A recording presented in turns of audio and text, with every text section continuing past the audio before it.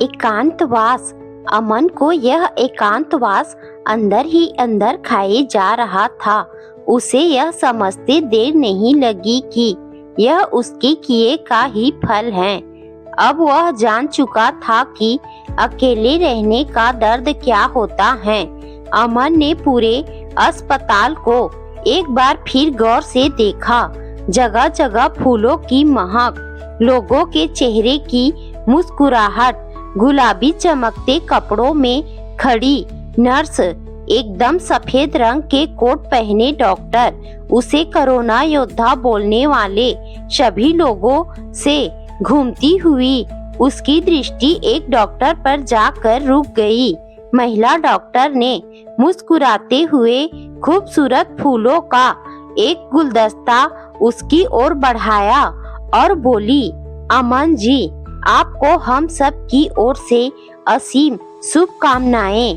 अब आप कोरोना से पूरी तरह ठीक हो चुके हैं और अपने घर जा सकते हैं। अमन ने गुलदस्ता लेते हुए उन सबको शुक्रिया कहा और बाहर की तरफ जाने लगा। तभी एक नर्स ने उसे पीछे से पुकारा, आप शायद कुछ भूल गए हैं। उसने पीछे मुड़कर देखा। एक थैली में एक तस्वीर थी जो आज के 20 दिन पहले यहाँ आते समय वह अपने साथ लाया था, उसके परिवार की तस्वीर।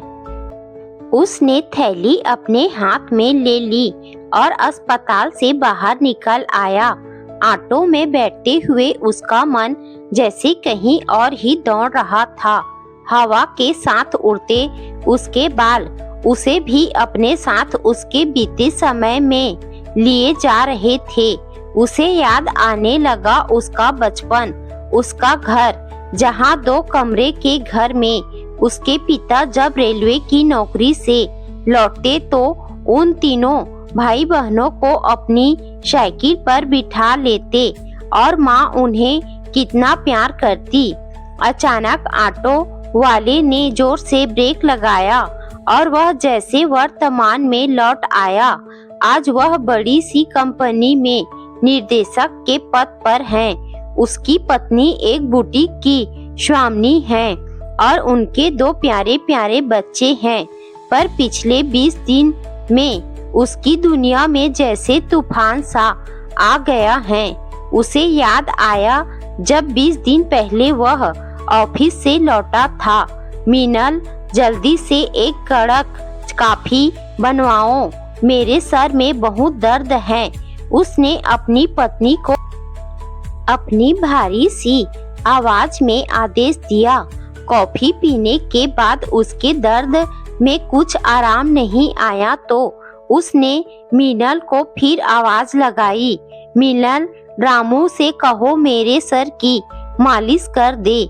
मीनल शायद अपने काम में व्यस्त थी तो उसने अंदर से ही पूछा, क्या बात है, मेरा सर बहुत भारी हो रहा है। उसने कहा।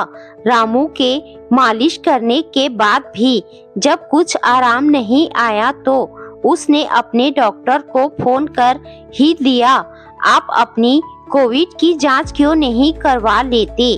डॉक्टर के समझाने पर आखिर उसने जांच करवा ही ली। पर अगले दिन जैसे सब बदल गया। उसको कोरोना होने का पता चलते ही उसकी पत्नी और बच्चे ऊपर की मंजिल में बंद हो गए। नौकर आने बंद हो गए और पड़ोसी रिश्तेदारों ने तो तरह तरह की बातें बनानी आरंभ कर दी। क्या वो एक अछूत है?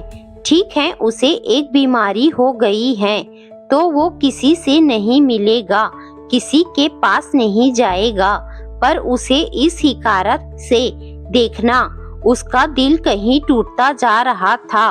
पत्नी ने उसे फोन करके कहा, आप जब तक सही नहीं होते अस्पताल में रहिए, बच्चे छोटे हैं, हम सबको खतरा है। दूसरे दिन ही उसे अस्पताल भेज दिया गया। पर उसका एकांतवास तो ऐसा है जो खत्म ही नहीं हो रहा। एक कमरे में बिल्कुल अकेले, हालांकि बाकी सुविधाएं थी पर पूरी दुनिया से अलग थलग। अचानक ऑटो वाले की आवाज ने उसे धरातल पर ला पटका। साहब 60 रुपए हुए।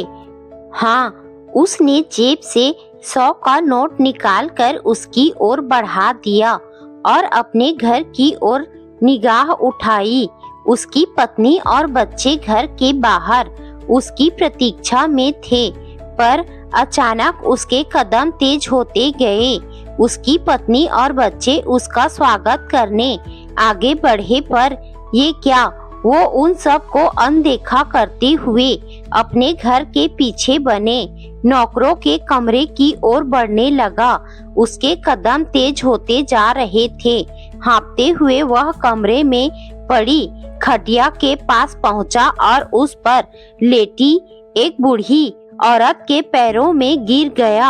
आंखों में भरे आंसुओं से उसने रूधे गले से पुकारा, माँ मुझे माफ कर दो। अब मैंने जाना एकांतवास क्या होता है, अकेले रहने का दंश कैसा होता है। जो पीड़ा, जो एकांतवास मैंने 20 दिन झेला, आप तो यह एकांतवास 2 साल से झेल रही हैं। माँ, हमने आपकी फेफड़ों की बीमारी के भय से आपको हम सब से अलग यहाँ रख दिया ताकि हम सब संक्रमित ना हो जाएं। माँ, मैंने आपके साथ जो व्यवहार किया, अब वही सब मेरे साथ हुआ। तब मुझे यह एहसास हुआ कि अपने परिवार से दूर रहना क्या होता है। समाज की हिकारत भरी नजरों का सामना करना कितना मुश्किल है। माँ, आज मैं यह समझ गया हूँ कि हमें रोग से लड़ना है, रोगी से नहीं। अपनों का साथ ही हमें स्वस्थ रखता है। माँ, चलो घर चलो।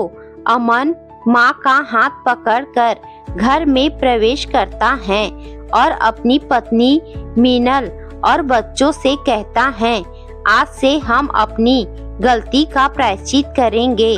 आज से दादी यहीं रहेगी।